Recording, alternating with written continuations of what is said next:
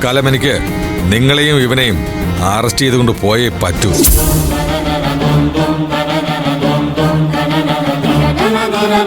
പറ്റില്ല സർ, ഇദ്ദേഹത്തെ അങ്ങനെ അറസ്റ്റ് ചെയ്യാൻ പറ്റില്ല. ഞങ്ങൾ അതിന് സമ്മതിച്ചു തരില്ല.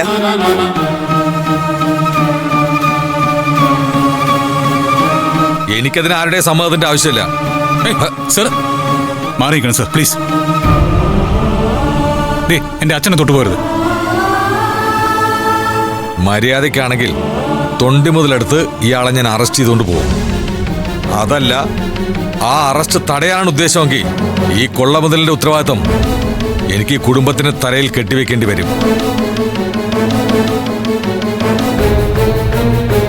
പോലീസുകാർക്കെതിരെ തടസ്സം നിൽക്കുന്നവരെ കൈയുയർത്തുന്നവരെയും ഒരു ദൈവം അർഹിക്കാത്ത വിധത്തിൽ എനിക്ക് കൈകാര്യം ചെയ്യേണ്ടി വരും.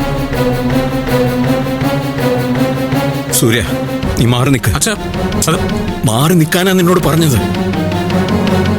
ഇത് നമ്മുടെ കുടുംബത്തിന് ഇവളും ഇവളുടെ ഭർത്താവും ചേർന്ന് തന്ന അടിയാണ്.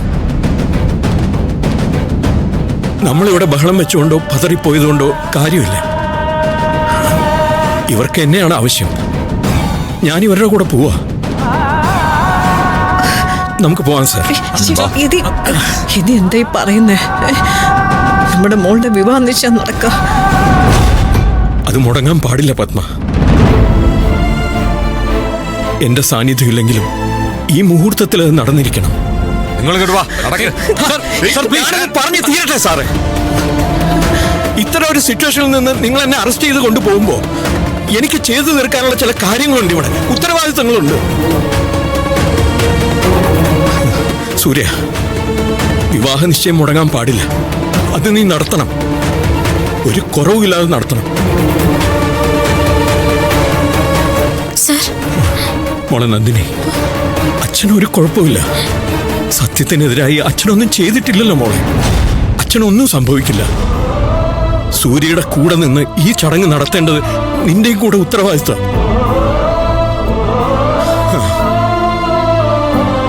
ഇതിൽ കൂടുതൽ ഇവിടെ നിന്ന് ഈ ഫംഗ്ഷൻ അലങ്കോലമാക്കാൻ ഇവരെ ഒന്ന് അനുവദിച്ചുകൂടാ.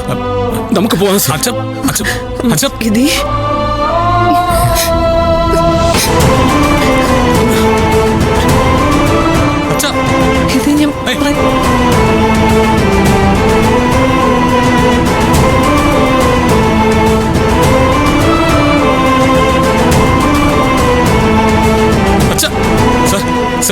അങ്ങോട്ട് ഞാനൊന്ന് പറയട്ടെ സാർ. അച്ഛൻ നിരപരാധിയാ.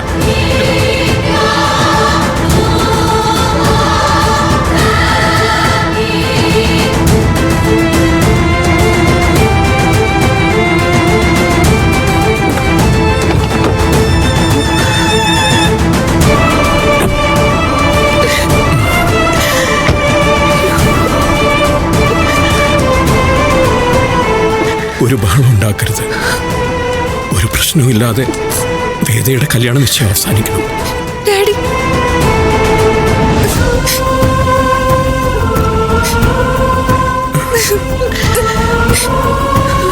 അച്ഛൻ കൂടെയുണ്ട്. അങ്കിൾ,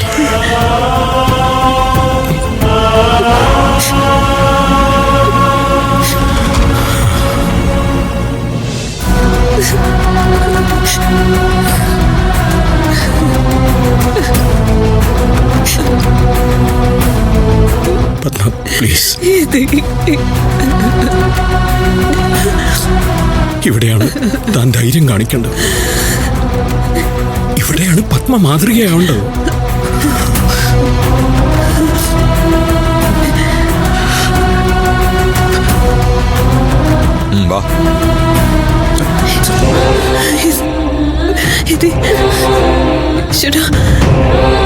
ഡാഡി,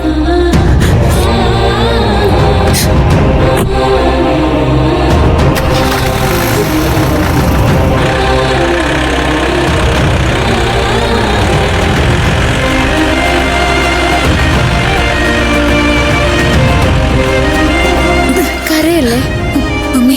ഇതാ ആന്റി. ചേച്ചി, ആന്റി ഇതൊക്കെ ചെയ്തു കുട്ടിയോള് അകത്ത് തന്നെ നിൽപ്പുണ്ട്.